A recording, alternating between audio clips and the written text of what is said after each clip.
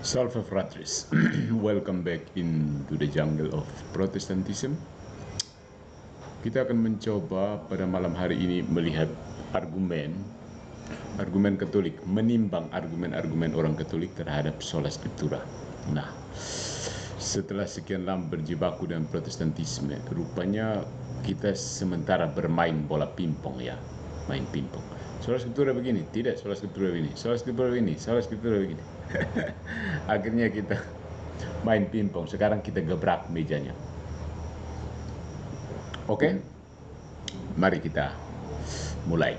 Jadi untuk pertemuan kita pada malam hari ini saya memberi judul kerangka apologetika Katolik terhadap doktrin sola scriptura yang tidak logis, tidak biblis, tidak historis itu. Iya kan? Nah, dalam setiap perdebatan Katolik Protestan itu hampir selalu ada satu kalimat sakti yang diulang seperti mantra, sola scriptura. Selalu kalau bertemu dengan Protestan pasti selalu muncul kata mantra, sola scriptura. Para pengusungnya meyakini bahwa slogan ini adalah benteng terakhir iman. Padahal dalam kenyataan dia lebih mirip perisai retak yang dibawa dengan penuh keyakinan. Yang ironisnya adalah bahwa banyak apologet Katolik sendiri justru melawan slogan ini dengan senjata yang keliru atau salah. Ya, argumen epistemologis yang bisa disebut argumen epistemologis murahan. Seakan-akan iman hanyalah urusan kalkulasi bukti. Ya, hasilnya ini bisa ditebak. Alih-alih memperkuat argumen Katolik, argumen seperti itu justru menampar wajah Katolik sendiri. Jadi kita pingpong, bola pingpong. Siapa yang lebih keras menyemes bolanya, ya satunya lelah berhenti. Nah, mari kita lihat masalahnya. Argumen-argumen epistemologis semacam ini biasanya berbunyi seperti ini. Kita hanya bisa tahu mana kitab suci yang benar kalau ada gereja infalibel yang mendefinisikan kanon. Oke. Atau seperti ini. Tanpa penafsir yang sempurna, Alkitab hanyalah teks mati. Kedengarannya garang sekali ya. Tetapi begitu disentuh sedikit saja dengan logika dasar, semuanya jadi runtuh. Ya. Kalau kepastian iman harus selalu bergantung pada bukti absolut, maka iman Katolik sendiri mustahil ada. Karena bukti absolut tidak pernah tersedia. Dan kalau benar gereja hanya bisa dipercaya kalau ada bukti sempurna yang mendukung klaimnya, maka dasar iman dalam gereja sendiri sudah retak. Retak sejak awal, ya. Dengan kata lain, saudara-saudari, senjata yang dipakai untuk melawan Protestan justru menembus dada Katolik sendiri. Ya, tadi sakit-sakit. Nah, padahal dalam tradisi Katolik sendiri, atau tradisi Katolik sendiri sudah lama mengajarkan bahwa ada hal yang lebih dalam dan lebih elegan. Dan ini yang kurang diselami oleh para apologet Katolik. Hai, apologet Katolik. Iman adalah kebajikan supranatural, karunia Allah yang ditanamkan dalam jiwa lewat rahmat. Ya, iman itu karunia Allah yang ditanamkan dalam jiwa melalui rahmat, bukan hasil kalkulasi matematis. Bukti dan tanda yang disebut motiva credibilitatis atau motif kredibilitas, motif kepercayaan, memang penting seperti mujizat, nubuat yang tergenapi, kekudusan para santo, stabilitas gereja sepanjang sejarah. Ini namanya motiva credibilitatis atau motif kredibilitas. Tetapi semua ini hanyalah arah penunjuk, bukan fondasi, bukan dasar. Ya, fondasi iman yang sejati adalah janji Kristus dan karya Roh Kudus, tentu saja. Setuju? Siapa yang melupakannya, siapa yang mencoba menggeser fondasi itu menjadi sekedar bukti empiris atau logika formal, artinya kalau Anda berusaha untuk melupakan atau mencoba menggeser fondasi itu menjadi sekedar bukti empiris atau logika formal, maka Anda sudah menyiapkan kursi kosong di ruang pengadilan Protestantisme. Ya. Nah, karena itu, saudara-saudari, tugas apologetika Katolik hari ini, zaman sekarang, bukanlah mengulang-ulang argumen yang rapuh, yang sudah lapuk, karena waktu. Tetapi membedah sola scriptura dengan pisau epistemologi Katolik yang tajam. Perlu supaya jangan bermain pingpong terus. Pertama-tama dengan menyingkirkan argumen lemah yang justru mempermalukan iman, lalu mengajukan argumen kuat yang bertumpu pada janji Kristus, kekudusan gereja, kuasa sakramen, dan konsistensi moral Katolik sepanjang zaman. Hanya dengan demikian, perdebatan dapat ditarik kembali ke medan yang benar. Bukan soal retorika semu tentang otoritas teks melawan otoritas gereja atau otoritas tradisi, melainkan soal kenyataan ilahi, realitas ilahi, divine reality. Siapa yang sungguh-sungguh menerima janji Kristus dan rahmat-Nya.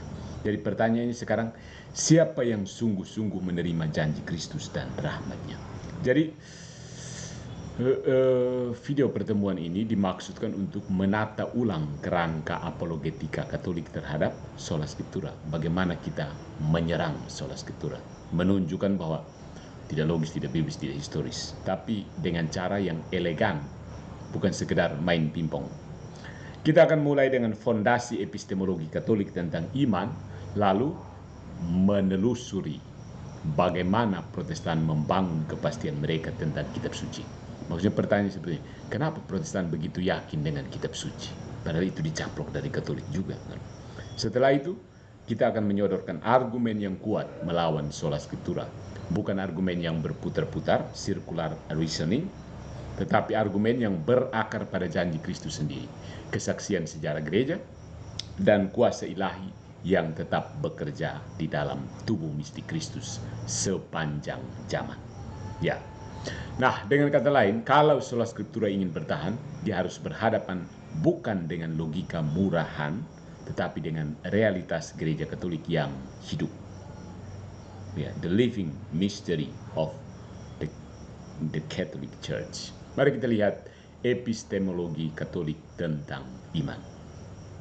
The first question, pertanyaan pertama yang wajib dijawab adalah, how do you know that your faith is true? Bagaimana seorang Katolik tahu bahwa imannya benar? Bagaimana kita tahu bahwa Maria itu diangkat ke surga? Jawaban klasik gereja sebenarnya jelas. Allah menyediakan motiva credibilitatis atau motif kredibilitas. Apa ya istilah teknis ini?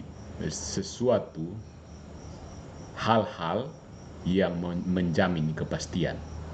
Hal-hal yang menjamin membuat sesuatu bisa dipercaya. Motif kredibilitas.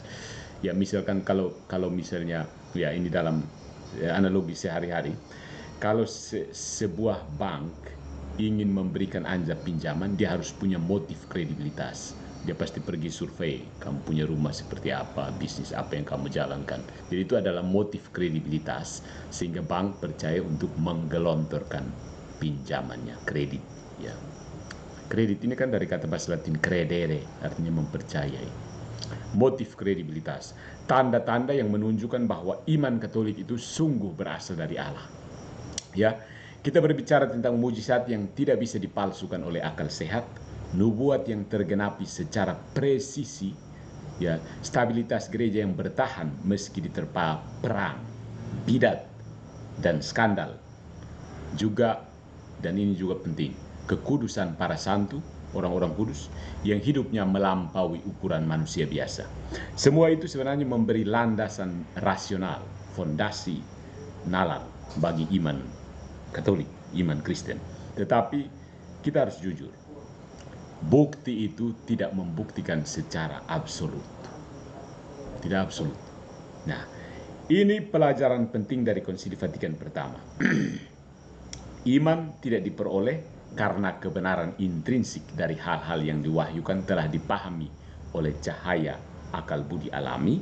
Artinya, iman kita tidak dapat iman karena kebenaran dari hal-hal yang diwahyukan itu sudah dipahami oleh cahaya akal budi.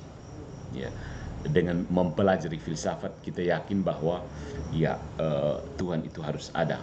Tapi iman bukan dari situ, karena orang bisa saja belajar filsafat tanpa tetap percaya Tuhan. Ya, melainkan karena iman adalah kebajikan supranatural yang ditanamkan oleh rahmat Allah. Jadi contoh terbaiknya dalam sejarah ini ada Bart Ehrman, tokoh yang Bible scholar terkenal. Bible scholar maksudnya ahli kitab suci, tapi dia memilih menjadi ateis. Ya, dan di sini juga ada ada penegasan bahwa Protestantisme itu sebenarnya jalan mulus menuju ke sekularisme dan ateisme.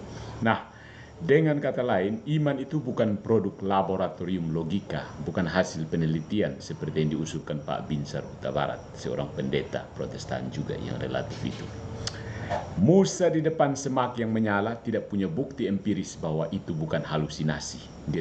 Tapi dia tidak perlu buat penelitian juga. Nah, para murid yang mendengar janji Kristus juga tidak punya data saintifik. Jadi mana datanya? Mana datanya? Itu juga pertanyaan bodoh. Ya.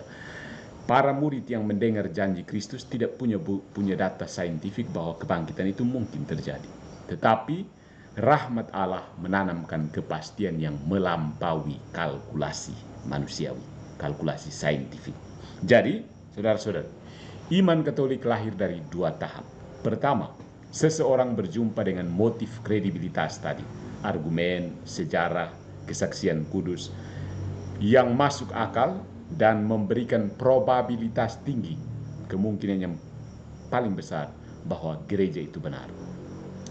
Tahap ini hanya melahirkan fides humana, artinya bahasa Latin artinya iman manusiawi yang rasional, tetapi masih bisa salah. Ya. Tahap kedua terjadi ketika rahmat Allah turun. Jadi kita sudah punya motif kredibilitas, kemudian rahmat Allah turun. Roh Kudus menanamkan fides divina. Jadi fides humana sudah dimulai dengan akal budi, mendapatkan motif kredibilitas. Lalu tahap keduanya rahmat Allah turun, Roh Kudus menanamkan fides divina, iman ilahi yang membawa kepastian supranatural bahwa gereja sungguh benar. Nah, tanpa tahap kedua yang ada hanya opini religius, opini-opini religius, bukan iman yang menyelamatkan. Nah, disinilah kita melihat kelemahan epistemologi palsu yang sering dipakai dalam debat melawan Protestan. Ada apologet yang seperti saya dulu baru belajar juga seperti itu. Mereka berkata seperti ini, kita butuh bukti absolut, tradisi yang infalibel supaya bisa yakin. Oke, logika ini kalau mau konsisten justru membatalkan iman Katolik. Ya. Kenapa? Karena kalau kita hanya bisa percaya pada gereja kalau ada bukti absolut, maka kita tidak akan pernah sampai pada iman itu sendiri. Ya, kalau kita mau tunggu bukti absolut, tidak akan pernah beriman. Karena bukti absolut tidak pernah tersedia bagi makhluk yang fana. Iman sejati adalah rahmat, bukan deduksi. Kita ambil dari sesuatu yang kasat mata, yang bukti yang sangat jelas. Bukti absolut maksudnya. Jadi dengan kata lain, saudara-saudara, epistemologi maksudnya cara mencapai pengetahuan yang benar. Epistemologi Katolik mengakui bahwa manusia tidak pernah bisa memegang Tuhan di ujung mikroskop maupun teleskop. Yang kita punya adalah tanda-tanda yang menunjuk arah. Sains, simbolum, tanda yang menunjuk arah, dan rahmat Allah yang menanamkan kepastian. Jadi ada sains, kemudian ada rahmat Allah. Ya. Jika ada yang tetap berkeras bahwa tanpa bukti infalibel iman tidak mungkin lahir, maka dia sudah menukar teologi Katolik dengan sains fiksi, agama yang hanya hidup di laboratorium hipotesis. Sayang sekali banyak orang sekarang berpikir seperti itu, atau minimal punya pola pikir yang mengarah ke arah situ. Tapi inilah dasar epistemologi Katolik. Bukti mengarahkan, rahmat menanamkan. Jadi ada simbol yang mengarahkan ke sini, kemudian rahmat menanamkan iman itu sendiri. Nah, apa yang terjadi kalau kita lupa dengan prinsip ini? Tanda yang mengarahkan dan rahmat yang menanamkan. Kita akan berakhir seperti Protestan yang mengira diri rasional, tetapi sebenarnya berlayar tanpa jangkar epistemik. Dan yang lebih menyedihkan lagi, kita akan mempermalukan gereja sendiri dengan argumen-argumen yang justru menjadi bumerang, menusuk balik dada Katolik. Tikam tetikam, tikam mulut rosok bibir, ya, tetikam di jantung, robeklah dadaku ini. Padahal bumerang itu yang dibikin sendiri.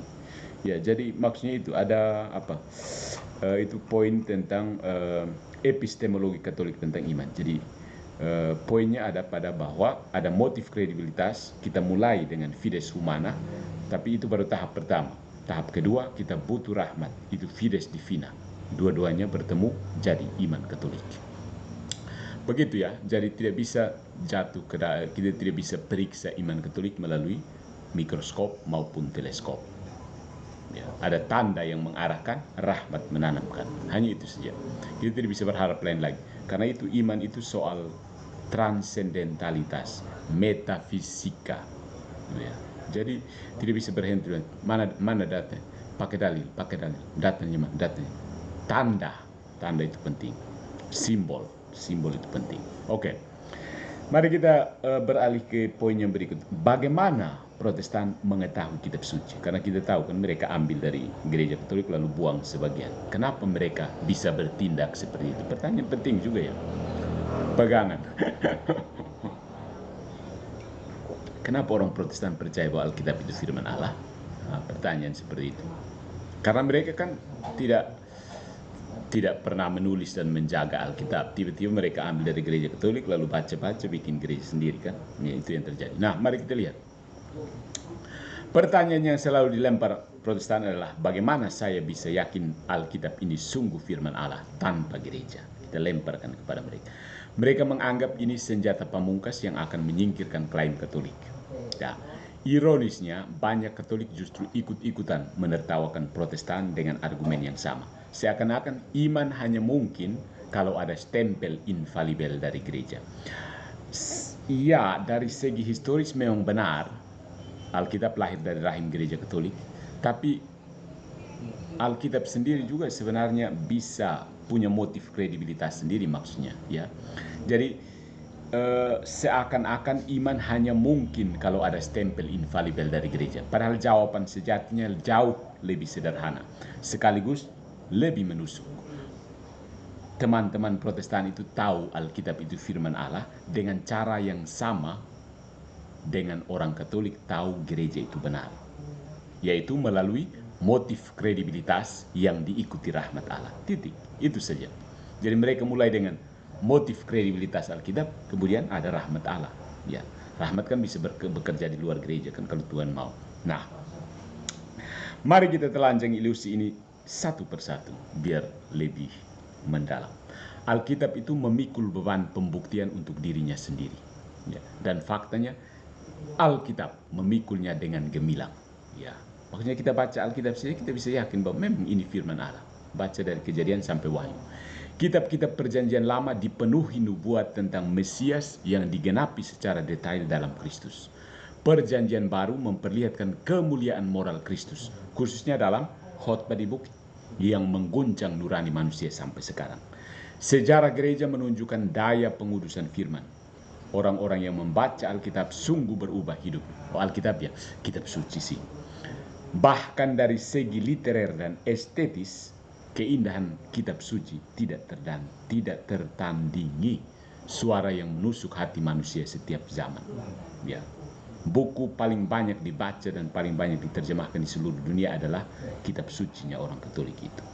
Ya. Bukan kebetulan kalau teolog Katolik seperti Lawrence Feingold menegaskan bahwa nubuat, mujizat, dan kesatuan antara Perjanjian Lama dan Perjanjian Baru merupakan motif kredibilitas utama iman Katolik. Itu memang motif kredibilitas dari iman Katolik. Anehnya, beberapa apologet Katolik lupa bahwa bukti-bukti ini juga berlaku untuk Protestan. Ya. Jadi Alkitab yang sama, kenapa kita percaya itu firman Allah? Karena ada motif kredibilitas dari Alkitab sendiri. Tapi kita tidak boleh lupa bahwa motif kredibilitas ini berlaku juga untuk orang-orang Protestan. Ya. Jadi singkatnya seperti ini. Alkitab itu sendiri adalah bukti yang cukup kuat bahkan sebelum gereja mengafirmasinya. Justru secara tradisional, gereja mengutip Alkitab sebagai motif kredibilitas bagi dirinya. Gitu. Nah, di sini kita menemukan ironi yang cukup pahit ya. Banyak orang beriman kepada Alkitab lebih dahulu, baru kemudian sampai pada gereja. Apakah itu salah? Ya, tidak juga kan? Sama sekali tidak salah. Itulah jalur yang dipakai rahmat Allah dalam sejarah nyata. Seorang Protestan membaca Injil, terpesona pada Kristus, lalu perlahan menyadari bahwa janji-janji Kristus tentang gereja hanya bisa masuk akal kalau gereja Katolik benar. Ya, orang harus sampai ke situ baru penuh. Jalan itu sah, sekaligus membongkar kelemahan argumen epistemologis Katolik yang sempit. Ya, motif lain bagi Alkitab juga nyata. Firman Tuhan itu mengungkapkan kebenaran tentang dunia secara telanjang. Lihatlah dosa, kejatuhan, kerakusan, dan penyembahan diri manusia modern. Self-idolatry. Semua ini sudah dipetakan Alkitab beberapa abad, berabad-abad. Ya. C.S. Lewis pernah berkata bahwa dia percaya pada kekristenan sebagaimana dia percaya matahari terbit. Bukan hanya karena dia melihat matahari itu, tetapi karena dengan itu dia melihat segala sesuatu yang lain. Menarik ya? Kitab suci bekerja seperti itu. Dia menyalakan mata hati untuk sanggup membaca realitas, kenyataan. Nah, yang paling penting, Roh Kudus sendiri yang bersaksi di hati pembaca bahwa kitab suci itu adalah firman Allah. Roh Kudus sendiri, ya jelas.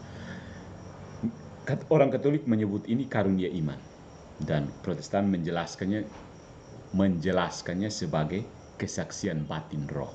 Oke, nama boleh berbeda, sebutan boleh berbeda, tapi substansinya sama. Tanpa rahmat, Alkitab hanya teks. Dengan rahmat, Alkitab menjadi sabda yang hidup. Menyebutnya sekedar perasaan subjektif, ya sama saja menuduh bahwa Allah tidak mampu berbicara. Itu bukan argumen teologis, melainkan bentuk ateisme samar-samar. Jadi kadang-kadang kita cepat-cepat menuduh bahwa orang yang membaca Alkitab saja di luar konteks hanya sekedar perasaan subjektif. Tapi tidak semua. Ada yang betul-betul dirahmati oleh Allah. Pulang sih. Besok nanti saya kontak. Ya. Nah, sama seperti Katolik tahu gereja itu benar, bukan dari logika murni, bukan dari bukti absolut, tetapi dari motif kredibilitas yang mengarah. Lalu rahmat Allah yang menanam kepastian. Inilah kebenaran yang membuat argumen epistemologis Katolik, argumen epistemologis yang sempit itu menjadi bumerang bagi diri sendiri. Karena kalau kita menolak cara ini, kita tidak hanya membatalkan iman Protestan, tapi kita juga membatalkan iman Katolik. Gitu. Karena motif kredibilitasnya pasti ada. Nah, itu artinya argumen-argumen bagaimana cara Protestan percaya bahwa Alkitab itu firman Allah. Ya, mereka baca lalu, ya ini firman Allah. Seperti itu. Nah, mari kita lihat, kita singgung sebentar apa saja argumen-argumen yang lemah terhadap sola scriptura dan mudah dibanting kembali. Akibatnya, banyak teman-teman Protestan mengatakan bahwa kalian hanya strawman terhadap sola scriptura. Tapi sebenarnya bukan strawman juga. Tapi argumennya tidak pas, tidak menukik ke bawah. Argumen hanya bermain di permukaan sehingga mudah dibalik kembali. Sama seperti tadi, analogi permainan pingpong. Kita hanya lempar bola, lalu mereka juga menangkisnya kembali. Tang, tidak akan selesai. Nah, pada titik ini kita perlu jujur. Banyak argumen Katolik melawan sola scriptura bukan hanya lemah, tapi ya sedikit memalukan ya. Argumen-argumen itu ibarat tombak kayu yang dilempar dengan penuh percaya diri, hanya untuk patah di udara dan jatuh ke kaki sendiri. Tak. Apa saja argumen tumbuh tersebut? Mari kita lihat. Vamonos. Yang pertama, gereja memberi kita Alkitab, maka gereja pasti infalibel. Gereja yang beri Alkitab, ya pasti gereja tidak salah kan? Oke. Retorika ini memang terdengar gagah di podium dan cocok untuk sosial media, tapi secara logika memang rapuh sekali. Bahwa Tuhan memakai gereja untuk mengumpulkan kitab suci tidak berarti gereja otomatis kebal salah. Ya, banyak Protestan selalu menuduh seperti ini. Ya, Dalam perjanjian lama, Allah memakai bangsa Israel yang penuh penyembahan berhala untuk melestarikan Taurat dan nubuat para nabi. Nah, apakah itu berarti seluruh tradisi rabbinik otomatis benar? Jelas tidak.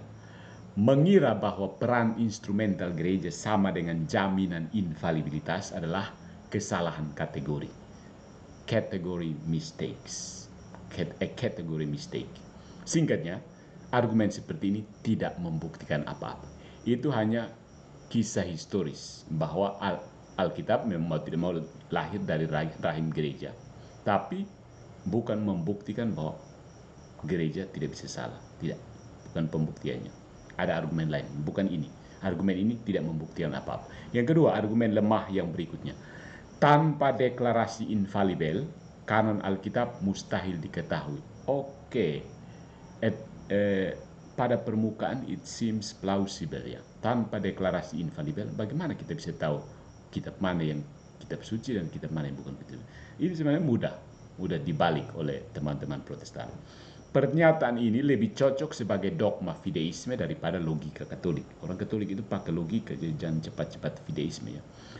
Tuhan sanggup membuat umatnya mengenali firman tanpa prosedur birokrasi infalibel. Nah, posisi Protestan akan berada pada posisi ini. Buktinya, Israel tidak pernah memiliki kanon yang difinalisasi, tetapi tetap memiliki kitab suci yang hidup. Tidak punya kanon, tapi mereka punya pegangan kitab suci. Nah, mengklaim bahwa kanon hanya mungkin ada karena deklarasi infalibel itu tidak salah, tetapi mengerdilkan kemahakuasaan Allah menjadi sekedar fungsi administratif gereja. Jadi Allah itu seolah-olah hanya menjadi fungsi administratif. Nah, itu bukan argumen sebenarnya, tapi birokratisasi iman. Ya. Kemudian ada argumen berikutnya lagi. Tanpa penafsir yang sempurna, tanpa penafsir yang infalibel, Alkitab hanya jadi interpretasi subjek. Iya, benar juga, tapi bukan di situ. Ya, kita bisa main pingpong seperti itu, tapi harus berani menggebrak meja pingpongnya. Benarkah demikian? Sejauh pembaca hanya mengandalkan akal dangkalnya, ya semua bisa jadi subjektif. Tapi inilah poin yang selalu dilupakan. Roh Kudus juga bekerja di luar ruang rapat Vatikan, seperti yang teman-teman Protestan selalu klaim itu. Ya. Roh Kudus bisa bekerja di luar kamar Vatikan. Protestan, meskipun tanpa magisterium, tetap bisa memiliki iman ilahi terhadap makna kitab suci ketika roh memberi terang. Oke. Katolik pun tanpa rahmat itu hanya punya opini manusiawi, meskipun bersandar pada magisterium. Jadi kritik teman-teman kita juga bisa diterima sih. Jadi perbedaan bukan kualitatif, hanya kuantitatif.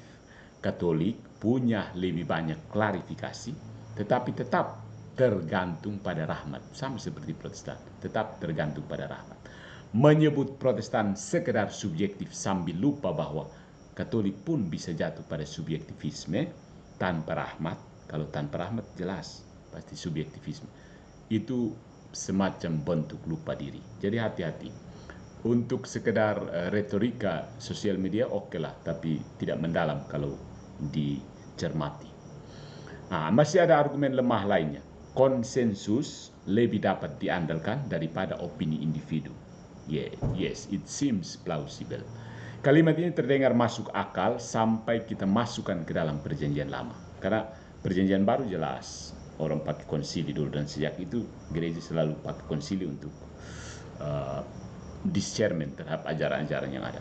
Nah, konsensus para tua-tua Yahudi tentang tradisi cuci tangan misalnya, justru dikecam Yesus sebagai tradisi manusia yang membatalkan firman Allah dalam Markus bab 7 ayat 13. Jadi konsensus bahkan yang dipegang oleh otoritas religius pun tidak otomatis benar. Jadi teman-teman Protestan bisa memukul balik bola pingpongnya ke kita. Argumen ini kalau konsisten justru membenarkan farisisme, bukan iman Katolik kalau kita mau konsisten. Ya.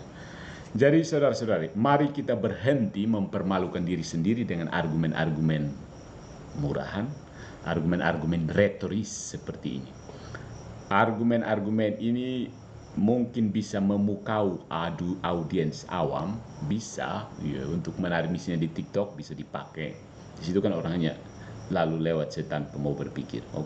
Tetapi di hadapan logika yang benar-benar dingin, semuanya jadi runtuh. Tidak bisa bertahan kalau pakai logika. Makanya kalau kita mau berargumen hanya untuk beretorika saja, banyak yang akan runtuh. Lebih parah lagi, saudara-saudari, argumen-argumen yang tadi disinggung itu bisa menusuk balik iman Katolik, dan orang akan pimpong kembali ke kita. Ya.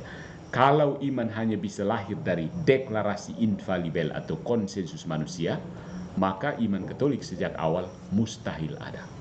Ya.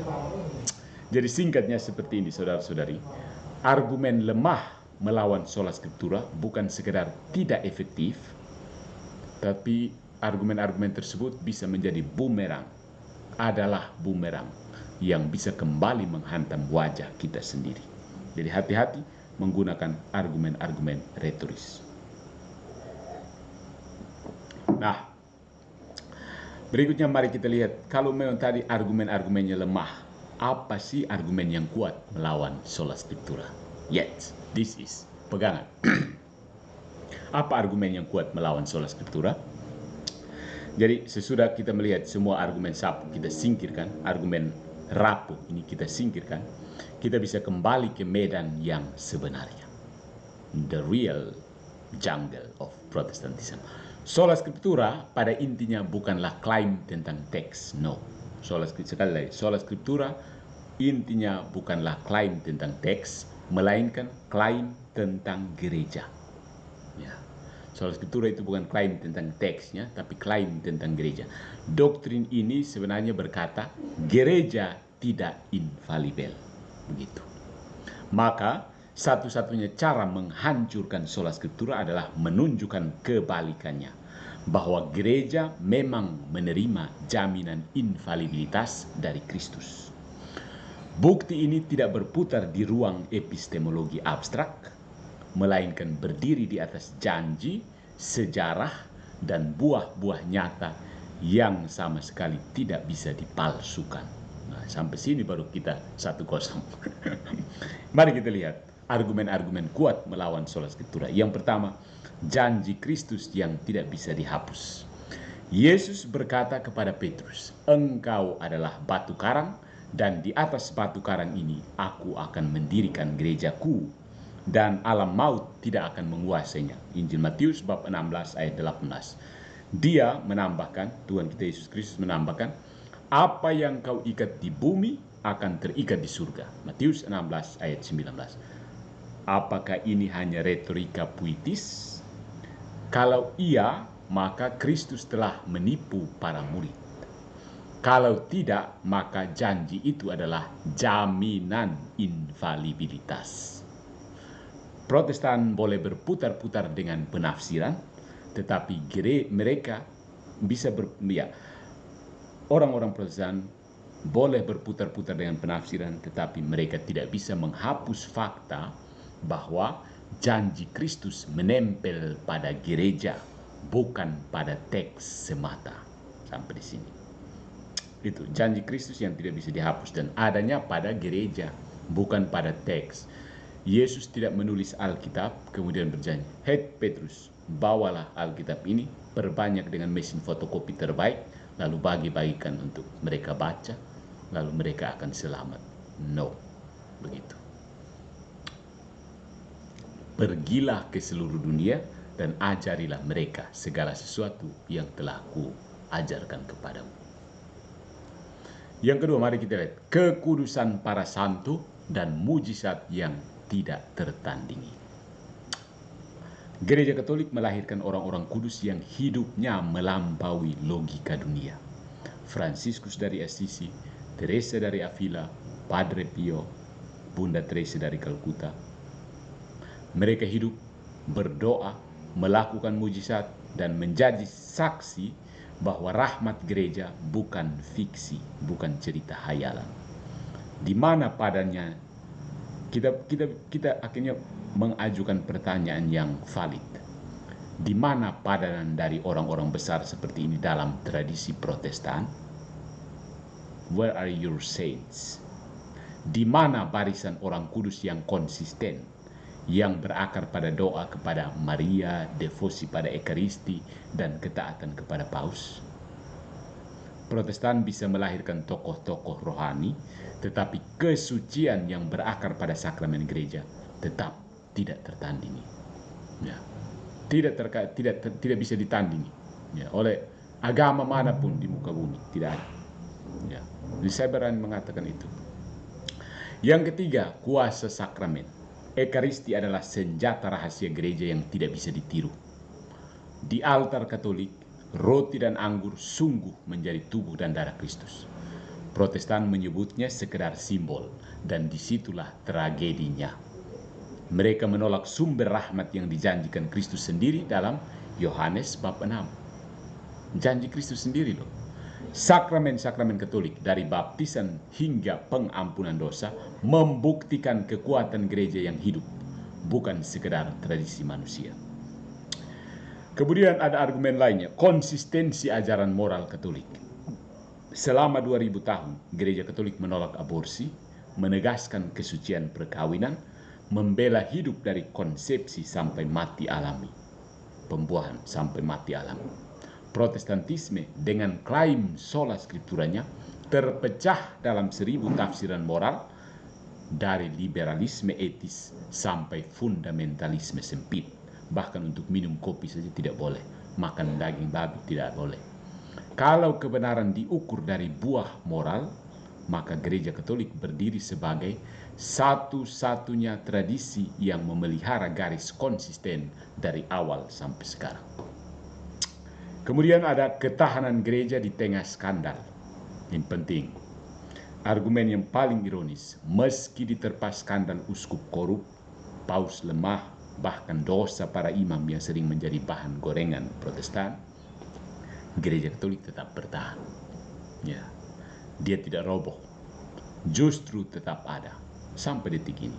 Bagaimana menjelaskan ini semua tanpa mengakui tangan pemeliharaan Tuhan? Protestantisme lahir dari protes, terpecah menjadi ribuan denominasi dalam waktu singkat. Gereja Katolik meski babak belur tetap satu tubuh. Ya. Nah, saudara, inilah argumen yang benar-benar menghancurkan sola scriptura. Bukan perdebatan abstrak tentang epistemologi, tetapi bukti bahwa gereja Katolik berdiri di atas janji Kristus, diperkuat dengan sakramen, dikelilingi oleh kekudusan para santo, konsisten dalam moralitas, dan bertahan sepanjang sejarah. Dengan kata lain, sola scriptura tidak jatuh karena teks Alkitab tidak cukup, bukan. Dia jatuh karena realitas gereja Katolik terlalu besar untuk diabaikan. Protestan bisa terus bersikeras bahwa gereja hanyalah institusi manusia, tetapi fakta sejarah, mujizat, dan janji Kristus sendiri menampar wajah klaim itu. Jadi kalau ada Protestan yang bilang gereja itu cuma institusi manusia, tempeleng dia bolak-balik. Bukan tempeleng dengan tangan kami, tempeleng dengan fakta-fakta ini. Ya. Jadi saudara-saudariku, setelah membongkar argumen lemah dan menancapkan pisau pada titik vital sola scriptura, mari kita menyingkap sintesis gabungan. Bagaimana sebenarnya posisi Alkitab atau kitab suci dan gereja dalam epistemologi Katolik? Jadi posisinya seperti apa? Karena kita selalu mendengar ejekan karikatur dari teman-teman Protestan bahwa Alkitab diabaikan demi gereja, Alkitab diabaikan demi tradisi. Salah. Atau mereka tahu tapi sengaja membuat karikatur sehingga seolah-olah Protestan benar karena menghargai Alkitab. Yang pertama, Alkitab dan gereja itu dua pilar satu rahmat. Seringkali Protestan menganggap Katolik menomorduakan Alkitab demi gereja. Tuduhan ini tidak lebih dari karikatur sebenarnya. Faktanya, tradisi Katolik sejak awal mengajarkan bahwa Alkitab sendiri adalah motif kredibilitas bagi gereja itu sendiri. Ya. Lihat misalnya bagaimana mereka mau mencoba membuktikan sola scriptura, mereka akan mengambil tulisan dari para bapak gereja, mengabaikan yang tulisan ungkapan mereka terhadap gereja dan hanya memilih yang ungkapan mereka terhadap Alkitab. Karena ada dua kan, jadi mereka ambil yang kenapa itu, karena alasan itulah mereka disebut heresi, memilih. Ya. Jadi Tradisi Katolik sejak awal mengajarkan bahwa Alkitab, kitab suci itu sendiri adalah motif kredibilitas bagi gereja. Nubuat Mesias, kesaksian para rasul, keindahan moral Injil, semua ini memberi alasan rasional untuk percaya bahwa gereja memang ditegakkan Kristus. Sebaliknya, gereja juga menjadi saksi yang menjaga dan menafsirkan kitab suci.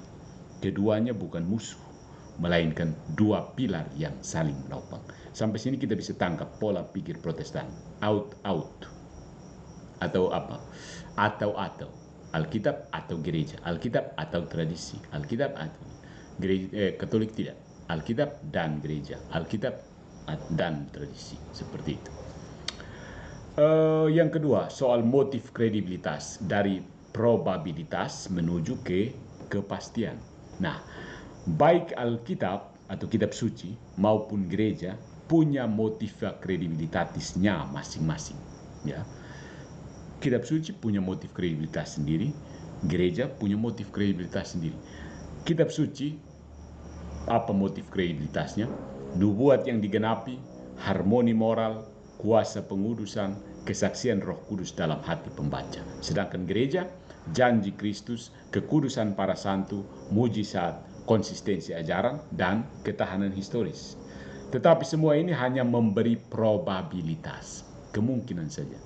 Probabilitas, istilah matematika lebih tepatnya. Probabilitas.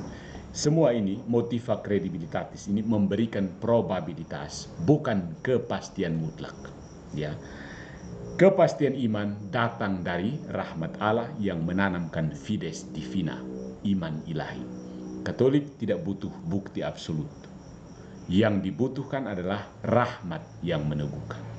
Menuntut bukti absolut sama saja menolak epistemologi Katolik dan jatuh ke lubang skeptisisme Protestan. Ya. Nah, mari kita lihat dari sini ada ironi epistemologis dari Protestan sendiri. Kalau kita sudah tunjukkan bagaimana cara bermain pingpong selama ini, tapi ada ironinya.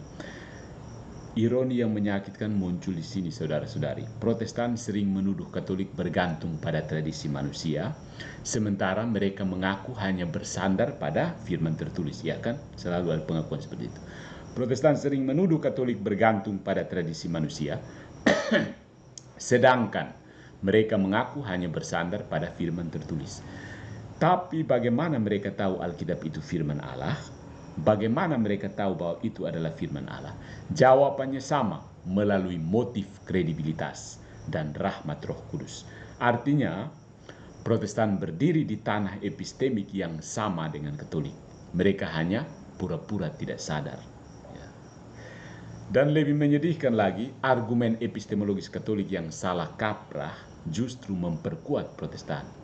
Dengan berkata, iman butuh bukti absolut dari tradisi infalibel, kita tanpa sadar memberi amunisi bagi mereka untuk menuduh Katolik sama rapuhnya dengan mereka. Padahal, epistemologi Katolik sejati lebih elegan. Iman lahir dari tanda-tanda yang menunjuk, lalu disempurnakan oleh rahmat. Gratia perfecit naturam. Ya. Di sini ada perbedaan kualitatif, yaitu janji Kristus. Pada akhirnya, saudara-saudariku, perbedaan Katolik dan Protestan tidak terletak pada metode epistemik, cara mencapai pengetahuan yang benar, tetapi pada janji Kristus. Gereja Katolik berani berkata bahwa dia infalibel bukan karena perhitungan manusia, melainkan karena Kristus sendiri yang berjanji. Aku akan menyertai kamu senantiasa sampai akhir zaman. Matius bab 28 ayat 20. Janji ini bukan retorika, melainkan fondasi metafisik. Ya. Dasar metafisik dari keberadaan gereja Katolik. Janji Kristus sendiri, bukan Alkitab. Protestan menolak infalibilitas gereja, dan dengan itu mereka menolak janji Kristus dalam konteksnya yang nyata. Tidak punya fondasi metafisik. Ya. Jadi, so my friends, Alkitab. Saya ini agak canggung menggunakan kata Alkitab ya. Kitab suci dan gereja bukan dua kubu yang harus dipertentangkan. Itu kesalahan Protestan ada di situ. Kitab suci dan gereja bukan dua kubu yang harus dipertentangkan. Kitab suci adalah saksi bagi gereja dan gereja adalah penjaga kitab suci. Ya. Keduanya hidup karena rahmat yang sama. Sola Scriptura justru berusaha memisahkan keduanya dan disitulah dia runtuh, kolaps, berantakan, hancur berkeping-keping. Kalau iman hanya bergantung pada teks tanpa gereja, maka iman menjadi buta huruf. Ironisnya, kalau iman hanya bergantung pada gereja tanpa Alkitab, maka iman menjadi institusionalisme kosong. Tetapi iman Katolik sejati berdiri di atas keduanya. Firman yang tertulis dan gereja yang hidup. Keduanya dipelihara oleh rahmat Allah sendiri. Itu sintesis yang membuat Sola Scriptura bukan sekedar rapuh, melainkan absurd. Ya, Sola Scriptura itu absurd. Ya. Ya kan? Tidak logis, tidak historis, tidak biblis. Jadi saudara-saudari, apa yang bisa kita pelajari dari seluruh rangkaian perkuliahan kita pada malam ini? Bahwa argumen epistemologis yang kerap dipakai untuk menyerang Sola Scriptura bukan hanya keliru, tapi juga berbahaya. Ya. Argumen-argumen tersebut menuntut bukti absolut, seolah iman bisa dipastikan lewat kalkulasi logis. Padahal epistemologi Katolik yang sejati justru mengakui keterbatasan manusia dan menempatkan kepastian iman pada rahmat Allah. Menuntut bukti absolut sama saja membunuh iman Katolik dari dalam, meninggalkan kita dengan fideisme steril atau skeptisisme terselubung. Dan banyak orang yang punya pola pikir ke situ. Protestan kebanyakan. Ya, mana ayatnya, mana datanya, pakai dalilnya. Apa itu dalil sih? Motiva credibilitatis, motif kredibilitas tetap penting. Nubuat yang tergenapi, mujizat, kekudusan, stabilitas gereja, kuasa sakramen. Tapi semua itu hanya penunjuk arah.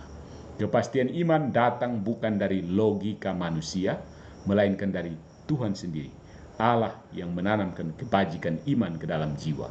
Dan justru disitulah letak kelemahan Protestan. Mereka menolak infalibilitas gereja, padahal mereka sendiri bergantung pada metode epistemik yang sama, motif kredibilitas dan rahmat Roh Kudus. Nah, mereka bergantung pada dua metode ini untuk percaya bahwa kitab suci yang mereka pegang dan buang tuju itu adalah firman Allah. Standar janda. Ya. Maka pertempuran bukan lagi tentang apakah teks cukup atau apakah tradisi sempurna, infalibel. Pertarungannya adalah ini. Siapakah yang sungguh-sungguh menerima janji Kristus? Who? Gereja Katolik berdiri dengan berani karena dia berakar pada janji yang jelas. Pintu gerbang maut tidak akan menguasainya. Protestan dengan Sola Scriptura hanya berani berteriak di ruang hampa, tanpa fondasi ilahi yang bisa menanggung beban klaimnya sendiri. There is no metaphysical foundations, just nominalism. So my friends, Sola Scriptura bukan sekedar doktrin yang rapuh, tetapi doktrin yang absurd. Ya, dia memotong cabang di mana dia sendiri duduk. Kamu naik di atas pohon, begitu mau potong cabang, kamu duduk di cabang itu lalu potongnya di depannya, ya jatuh kan. Ya. Mengklaim kepastian dari kitab suci itu sambil menolak fondasi epistemik yang memungkinkan kepastian itu. Banyak yang tidak paham ya. Oke, nanti dengar ulang-ulang ya. Gereja Katolik sebaliknya berdiri tegak di atas batu karang janji Kristus, disertai rahmat yang menjadikan iman kepastian, bukan sekedar opini. Ya. Jadi singkatnya begini, saudara-saudari yang terkasih maupun yang terpisah, Sola Scriptura adalah slogan kosong yang hidup dari ilusi. Gereja Katolik adalah realitas hidup yang bertahan dari abad ke abad. Dan realitas itu bukan ilusi.